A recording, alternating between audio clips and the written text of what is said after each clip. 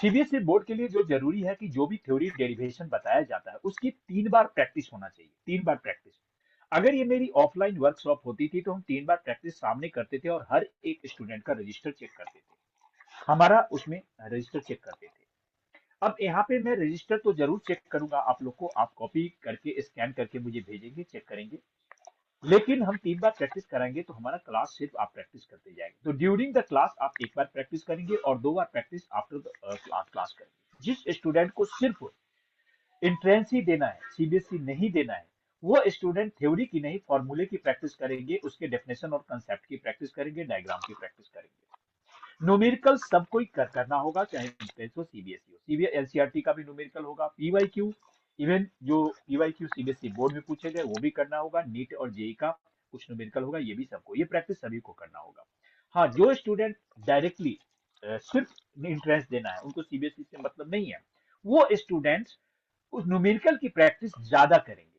अगर उनको पीवाईक्यू अगर मैं सीबीएसई एनसीईआरटी ये नीट का देता हूँ या जेई का देता हूँ तो पूरा का पूरा चैप्टर का हर एक न्यूमेरिकल कर लेंगे। लेकिन जिनको अभी चूंकि मैं दोनों चीज उनको, क्योंकि उनके पास थ्योरी की प्रैक्टिस का टाइम नहीं करना है उनको, तो ये इस टाइप की हमारी प्रैक्टिस शेड्यूल होगी। मैं एक्सपेक्ट करता हूँ कि ये सारी क्लास अगर मैं स्पीड में लेता हूँ तो मुझे 35-40 घंटे का टाइम लगेगा। 35-40 घंटे का टाइम का मतलब 35-40 को अगर आप 10 से डिवाइड करेंगे तो एवरेज क्लास हमारा 3-3.5 घंटे का होता है। तो जाके हमारा वो 4 घंटे का क्लास होगा, तो 40 डिवाइडेड बाई 10, 4 आवर्स की क्लास होती है। क्योंकि 14 चैप्टर है, 14 चैप्टर को आप 4 घंटे के हिसाब से एवरेज देते हैं, एवरेज कोई चैप्टर बड़ा भी टाइम ले सकता है, तो 56 आवर बनता है। लेकिन हम नोट्स, जो भी नोट्स होगा, हमारा सीबीएसई का एक हैंड रिटन नोट्स बनाया हुआ है, वो नोट्स मैं आप सभी को शेयर कर दूंगा और उसी नोट से हम प्रैक्टिस करेंगे। During the class her student एक चीज को प्रैक्टिस करेंगे। अब यहाँ पे एक मन में क्वेश्चन आप लोगों के मन में ये आएगा कि आप सोचेंगे कि सर, मुझे, आपको मेरी आवाज सबको सुनाई दे रहा है? यस, एक बार बोलेंगे। Yes sir. Yes sir. ठीक है। तो ड्यूरिंग होता है कि अगर आपको मैं किस पे, हाँ प्रैक्टिस, हाँ कई बार हम सोचते हैं कि जो डेरिवेशन डेरिवेशन जो है सिर्फ एक स्टूडेंट का ही काम है, जबकि डेरिवेशन का काम हर को, डेरिवेशन में क्या होता है कि चैप्टर में क्वेश्चन जब आप करते हैं तो क्वेश्चन में इंटरमीडिएट स्टेप से भी क्वेश्चन आते हैं। Suppose you are doing a derivation and you think that the final formula, final result is the formula, so it is not it works sometimes, but sometimes numerical question asked in the intermediate steps between the derivation. It may be from starting and it may be somewhere in the middle part of the derivation. That's why we should understand each and every steps of the derivation, because when we want to difficult numerical, we want to make numerical difficult or tougher. In that case, we will not use a way that is the traditional way. Traditional way is that we are asking numerical from direct formula. Understand? We are asking numerical from direct formula. That is the traditional way to asking the numerical. And if we want to make it tougher, we will use the concept, and that will be different. Where formula will be used, that is the different will be, formula will be different from direct formula. It means we will use a different case from the same derivation, same concept. Did you understand what I'm saying? मैं, आप लोग समझ रहे हैं मैं क्या कह रहा हूं? आप लोग क्या है ना, देखो,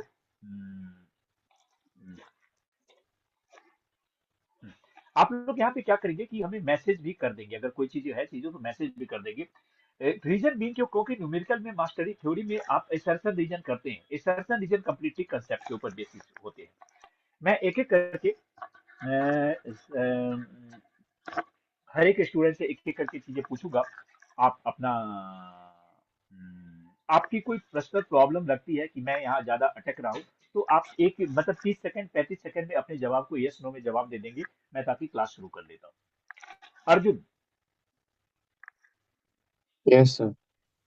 हाँ, अर्जुन आप अपनी कोई प्रॉब्लम, ऐसा लगता है कि एक लाइन में कोई प्रॉब्लम है फिजिक्स में तो बताना है, वन लाइन में, सभी कोई वन लाइन में सोच के रखना है कि मेरे एक लाइन में एक वर्ड में बोलना है। अब ऐसा नहीं कि आपके 10 क्वेश्चन होंगे तो मैं उसको भी सपोर्ट करूंगा, रियलाइज करूंगा, बट अभी के लिए।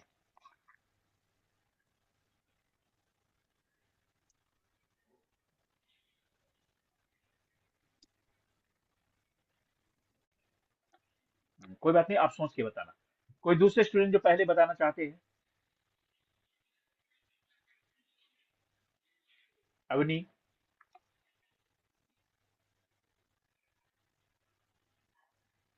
The numericals are first chapter of the theory. ठीक है। कृतिका? सर तुम थोड़ा न्यूमेरिकल सोच सी। लो। न्यूमेरिकली, ठीक है। भावना, भवन्या?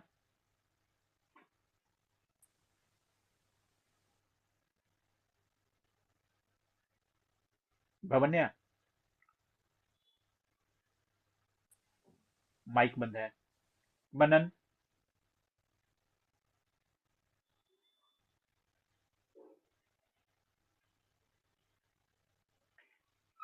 आपको कोई दिक्कत? अच्छा।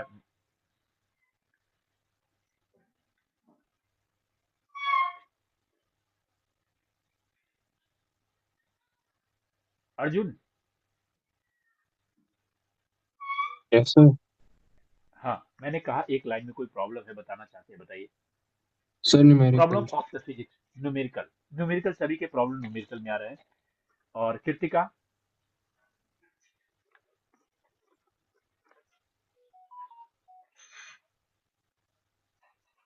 यस कृतिका, आप सुन रही हैं?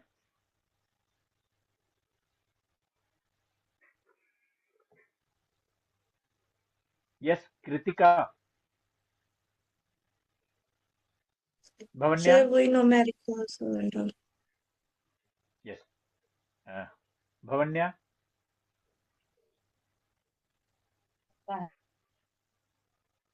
भवन्या, माइक ऑन करो, माइक बंद है आपका।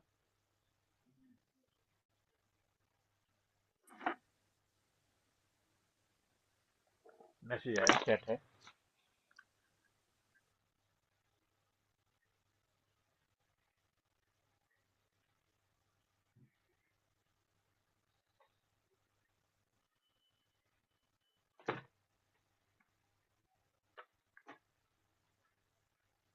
भवन्या न्यूमेरिकल, ओके। भवन्या का मैसेज आया है न्यूमेरिकल में, ठीक है। ठीक है।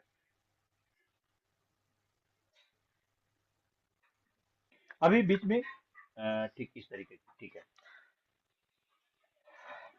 अब अ, मैं अभी चैप्टर 1, देखो अभी टाइम के बारे में थोड़ा मैं फिर दोबारा क्लियर कर देता हूँ। 27 मिनट का टाइम हमारी घड़ी में शो कर रहा है। तो 13 मिनट के बाद ये बंद हो जाएगी, फिर हमें 5-7 मिनट का एक गैप लेने के बाद दोबारा हम करेंगे। तो जो बीच बीच में 7-8 मिनट का टाइम होगा, इस बीच में पानी उनी पी के वापस बैठ लेंगे। उसके बाद फिर से 40 मिनट क्लास होगी दोबारा।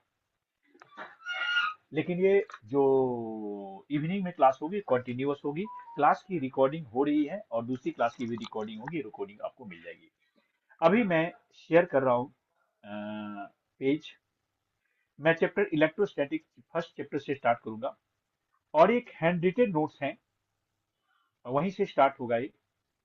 हम इसमें चीजें तो बहुत है, बट हम उसमें जो जरूरी चीजें हैं, थ्योरेटिकल चीजों भी है उसमें, बट हम जो जरूरी चीजें हैं वहीं से स्टार्ट करेंगे।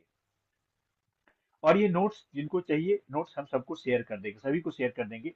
बट आप अपने हिसाब से, अपने जरूरत के हिसाब से उस चीजों को कवर कर लेना।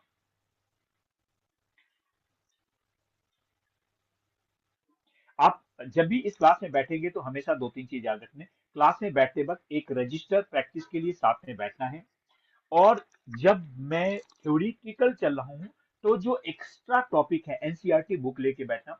और जो एक्स्ट्रा कोई टॉपिक होती है तो उस टॉपिक के लिए मैं ऑलरेडी अपने आप मेंशन कराते जाऊंगा, जो एक्स्ट्रा चीजें कवर करेंगे। और जितना भी मैं चीजें बता रहा हूँ, इसके अलावा भी कोई लगता है कि कोई चीजें मुझे छूट गई, सर ने उन चीजों को मेंशन नहीं किया, नहीं बताया, वो चीजें हम डाउट क्लास में, या आप उन चीजों को मेंशन करेंगे, उस चीजों को भी हम क्लास में कवर कर देंगे। क्लास का मतलब वो कुछ क्लासेस तो डायरेक्ट चलेगी, वो अलग से उस क्लासेस में कवर करेगी जो इसके अलावा चीजें होगी। तो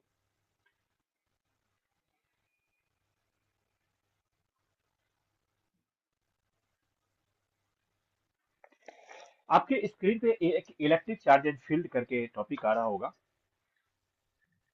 इलेक्ट्रिक चार्जेज और फील्ड करके टॉपिक आ रहा है। ये चैप्टर हमारा चैप्टर फर्स्ट है। ये चैप्टर हमारा first electric charge and field है।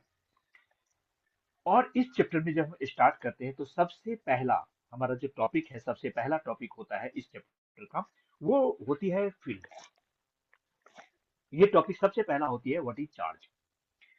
तो यहाँ पे सबसे पहला देखेंगे तो लिखा है why do we experience sensation of electric shock while opening the door of car holding an iron bar bus after sliding from seat lightning in the sky during thunder storm. यहाँ पे जो आप देख रहे हैं ये क्या बता रहे हैं, why do we experience sensation of electric shock while opening the door of the car. कभी कभी ऐसा होता है कार के डोर ऑफ करते हैं, आपको शॉक लगता है, इलेक्ट्रिक शॉक लगता है। कभी आयरन बार को भी बस या किसी और चीज को छूते हैं तो कभी शॉक लगता है। लाइटनिंग जो हम देखते हैं, जो थंडर स्टॉर्म होता है, तो कहता है ऐसा हम क्यों देखते हैं। रीजन लिखा हुआ है discharging of electric charge through our body. हमारी बॉडी से चार्ज डिस्चार्ज, उस मेटल के अंदर चार्ज होता है, उस बॉडी के अंदर, कार के हैंडल के अंदर, मेटल बार के अंदर चार्ज होता है। या क्लाउड में भी जो थंडर होती है, लाइटनिंग होती है, वहां पे क्लाउड में पूरी चार्ज हो जाती है। और चार्ज जब क्लाउड से अर्थ में डिस्चार्ज होता है या आपस में टकराते हैं तो चार्ज प्रोड्यूस होता है। वो चीजें हम देखते हैं। चैप्टर जो इलेक्ट्रोस्टैटिक है ये किस चीज के बारे में है, ये चार्ज के फोर्स, पोटेंशियल और कैपेसिटेंस, इलेक्ट्रिक फील्ड, इसके बारे में है। यहाँ पे जो कुछ लिखा हुआ है इस पूरी चीजें के बारे में मैं शॉर्ट में चीजें कंप्लीट करूंगा। क्या है व्हाट वी ऑब्जर्व, हम क्या ऑब्जर्व करते हैं। तो आपने ग्लास रॉड को रब करते हैं वुड के साथ, तो स्टील के साथ, तो ये कुछ चीजों को अट्रैक्ट करता है। प्लास्टिक कॉम को ड्राई हेयर के साथ रब करते हैं तो स्मॉल पीस ऑफ पेपर को अट्रैक्ट करता है, ऐसा लिखा हुआ है। वैसे ही प्लास्टिक रॉड को कैट्स फर के साथ रब करते हैं तो कुछ फर को, डस्ट को अट्रैक्ट करता है। ऐसे कुछ कुछ एग्जाम्पल हैं, ऐसे बहुत सारे एग्जाम्पल हैं। इसमें से बाई कन्वेंशन कुछ चीजें मानी गई। ग्लास रॉड और कैट्स फर में जो चार्ज होता है पॉजिटिव होता है, प्लास्टिक रॉड और सिल्क में जो चार्ज होता है निगेटिव होता है। ये आपको ऐसे याद रखने की जरूरत नहीं है, ये नोट्स मैं आपको भेज दूंगा जो आप यहाँ पे जो मैं लिख रहा हूँ। आप समझना, आप अपने साथ में एक रजिस्टर और पेन रखना, जो इंपॉर्टेंट चीजें है वो आप लिखेंगे भी। नेक्स्ट टॉपिक है detection of charge. Detection of charge के लिए गोल्ड लीफ इलेक्ट्रोस्कोप एक्सपेरिमेंट किया गया। गोल्ड लीफ इलेक्ट्रोस्कोप एक्सपेरिमेंट है क्या, इसके अंदर अगर आपने एनसीईआरटी बुक में एक डायग्राम देखेंगे तो एक बोतल टाइप का डायग्राम होता है। उस बोतल टाइप में एक सोने का, गोल्ड का थीन शीट्स को वी शेप में ऐसे करके रखा जाता है, गोल्ड शेप को वी शेप के। और ये दोनों चार ऊपर से इसको चार्ज किया जाता है और इसके ऊपर सपोज करो कि ये पॉजिटिव चार्ज होता है, तो ड्यू टू पॉजिटिव चार्ज ये रिपेल होता है और इसका शेप, पहले जो गोल्ड शेप का शेप है, थोड़ा सा फैल जाता है। इसके ऊपर एक रिपल्सन फोर्स लगता है, उस रिपल्सन फोर्स से ये फैल जाता है। तो यहाँ पे ये बताता है कि ये फैला क्यों, क्योंकि हमने इसको बॉक्स में बंद था और ऊपर से किसी चीज से इसको हमने चार्ज दिया था। इस चार्ज के कारण दोनों में सेम चार्ज हो गया था, लेफ्ट और राइट में, और सेम चार्ज की वजह से वो ड्यू टू रिपल्सन वो स्प्रेड हो गया था, ऐसा बताते हैं। और भी यहाँ पे ये बहुत सारी चीजें हैं और इन सब चीजों का कॉमन चीजें हैं जो मैंने आपको, इस कॉमन चीजें यही है कि चार्ज कैसे प्रोड्यूस हुआ होगा। तो चार्ज प्रोड्यूस नहीं, पहले चार्ज का डिटेक्शन है। चार्ज का डिटेक्शन के लिए 3-4 एक्सपेरिमेंट इसमें बताए गए कि प्लास्टिक कॉम को ड्राई हेयर के साथ रब करते हैं तो स्मॉल पीस ऑफ पेपर को अट्रैक्ट करता है। और दूसरा एक्सपेरिमेंट ये है कि कैट्स फर को आप सिल्क के साथ रब करते हैं तो कैट्स फर को सिल्क के रब करते हैं तो डस्ट को, स्ट्रॉ को अट्रैक्ट करता है। ऐसे भी और कई एक एक्सपेरिमेंट है। एवोनाइट रॉड को रब करते हैं किसी चीज के साथ तो और भी किसी किसी चीज के साथ अट्रैक्शन होता है, जिसमें डायग्राम में पहले और भी चीजें लिखा हुआ है। उसके बाद थोड़ा सा टॉपिक और है कंडक्टर इंसुलेटर। कंडक्टर और इंसुलेटर क्या होता है शॉर्ट में हम जान लीजिए। ऐसे कंडक्टर इंसुलेटर का पूरी फिजिक्स में 3-4 बार डेफिनेशन दिया गया है। अभी इलेक्ट्रोस्टैटिक्स में है, फिर करंट इलेक्ट्रिसिटी में आएगा, फिर सेमीकंडक्टर में आएगा। तो कंडक्टर के बारे में बहुत simple, conductor which allow electricity pass through them. यहाँ देख रहे हैं लिखा हुआ है substance which allows electricity to pass through them easily. They have electrical, they have electrons that free to move and इसमें एग्जांपल दे दिया है कौन कौन से मटेरियल है। तो ह्यूमंस, तीन चीजें बोलना जरूरी है कंडक्टर के बारे में या इंसुलेटर के बारे में। They allow electricity to pass through them, point one. They have free electron या free charge, and third one, they have low resistance. Insulator में इसका उल्टा बोल देंगे, which do not allow electricity to pass through them. They do not have free charge or free electron. Their resistance is high. Yes, clear है?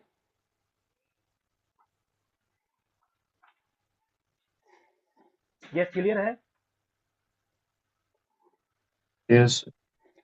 हाँ, बीच बीच में थोड़ा देखो, बोलोगे नहीं तो फिर दिक्कत होगी, तो बोल देना या मैसेज डाल देना। क्लियर है?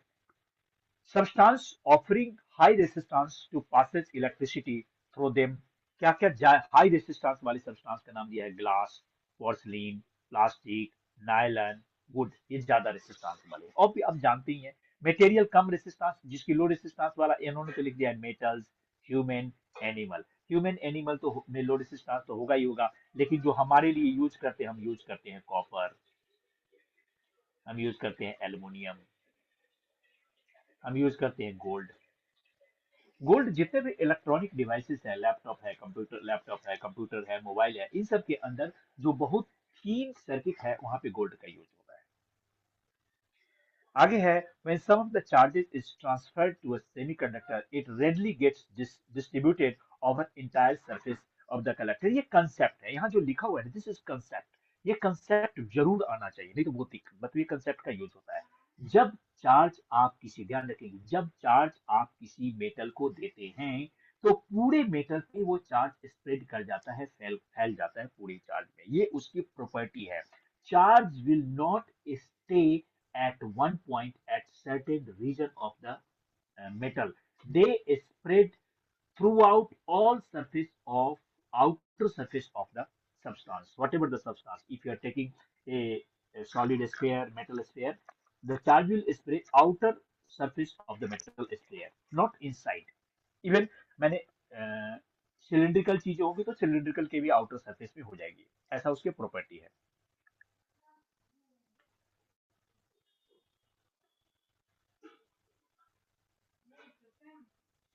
यहाँ पे और भी कुछ है, metal article does not get electrified, why? तो इन चीजों का ऐसे रीजन दिया हुआ है, बट हम उसमें नहीं जा रहे हैं। लिखा charge on the metal leak through our body to ground, both are conduction of electricity. यहाँ पे देखो, metal article does not get electrified, why? एक वर्ड में बोल देता हूँ, चार्ज के फ्लो होने के लिए पोटेंशियल डिफरेंस का होना जरूरी है। अगर किसी बॉडी पे चार्ज है और बॉडी के लेफ्ट एंड पे और राइट हैंड में पोटेंशियल सेम होगा, charge will not go anywhere, they will not move.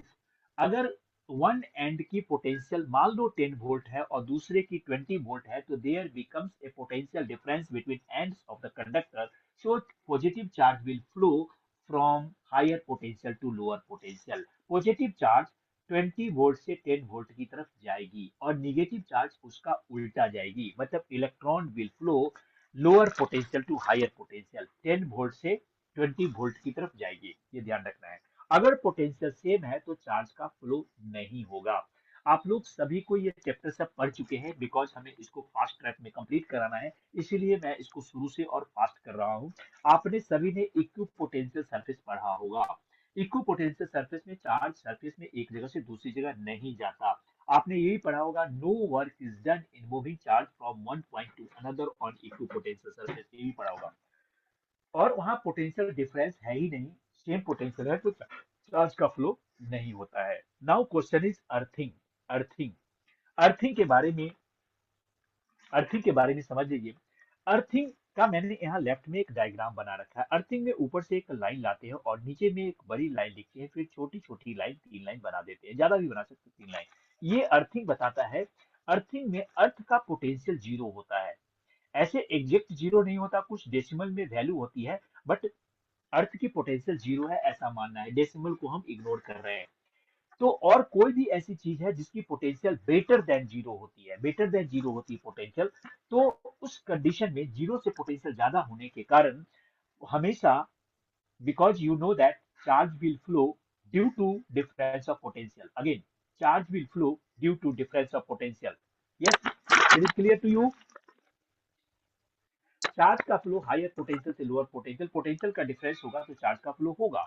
तो ज्यादा पोटेंशियल से कम पोटेंशियल की तरफ चार्ज का होता है। तो किसी भी चीज की अगर चार्ज है अर्थ के ऊपर तो उसकी पोटेंशियल ज्यादा है, और जब आप अर्थ को कनेक्ट करते हैं तो चार्ज का फ्लो अर्थ की तरफ होने लगता है, जिसको अर्थिंग बोलते हैं।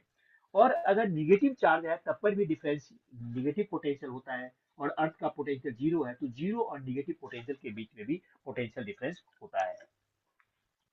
तो इस तरीके से पोटेंशियल डिफरेंस ये भी यहाँ पे होता है। अर्थिंग के हमने अर्थिंग का मेन मेन पॉइंट यही है। चार्जिंग बाय इंडक्शन के ऊपर हम ज्यादा पॉइंट नहीं करते, क्योंकि इसमें हम ज्यादा मतलब, लेकिन मैं यहाँ पे एक डायग्राम होगा, उस डायग्राम में समझा देता हूँ। नया डायग्राम मुझे अलग से बताना पड़ेगा। यहाँ पे यहाँ पे मैं एक चार्जिंग बाय इंडक्शन के बारे में बता देता हूँ। इंडक्शन जो वर्ड है, यस इंडक्शन जो वर्ड है, जो इंडक्शन वर्ड है, इस इंडक्शन का मतलब क्या होता है? कोई भी प्रॉपर्टी आ जाना विदाउट टचिंग देम, कोई चीजें पास में है तो उसके कारण एक प्रॉपर्टी आ जाती है, उसको हम अर्थिंग बाय इंडक्शन बोलते हैं। अर्थिंग बाय इंडक्शन बोलते हैं। तो इंडक्शन के अंदर एक चार्ज बॉडी ले लेते हैं और दूसरी, मतलब दोनों ही चार्ज बॉडी लेते हैं, उसको हम अर्थिंग करने के लिए एक अलग से सिस्टम लगाएंगे। आपने पहले किया हुआ है। इसमें क्या होगा कि मान लो कि दो हमने बॉडी ले लिया और दोनों का दो बॉडी अभी न्यूट्रल है। न्यूट्रल मीन्स इक्वल चार्ज है, और फिर इस दोनों के बीच में हम पास कर देते हैं और एक पास में पॉजिटिव चार्ज रॉड ले आते हैं। अभी हमारा टाइम कम हो रहा है, खत्म हो रहा है, तो टाइम हमारे पास खत्म हो रहा है। तो अभी फिर से आप लोग 5-7 मिनट का गैप होने के बाद फिर से सेम लिंक पे ज्वाइन करेंगे, क्योंकि मैं अपने आप को रुक जाएगा, बीच में कंसेप्ट रह जाएगा। तो इंडक्शन को मैं फिर से क्लास स्टार्ट करूंगा, तो लूंगा बीच में। आप पानी वानी पी लो, वाशरूम जाना है चले जाओ, और इसको मैं लॉग आउट करता हूँ, क्योंकि वो टाइम मोर देन 1 मिनट बता रहा है, लेस देन 1 मिनट बता रहा है। ये कभी भी अपने आप जा सकता है।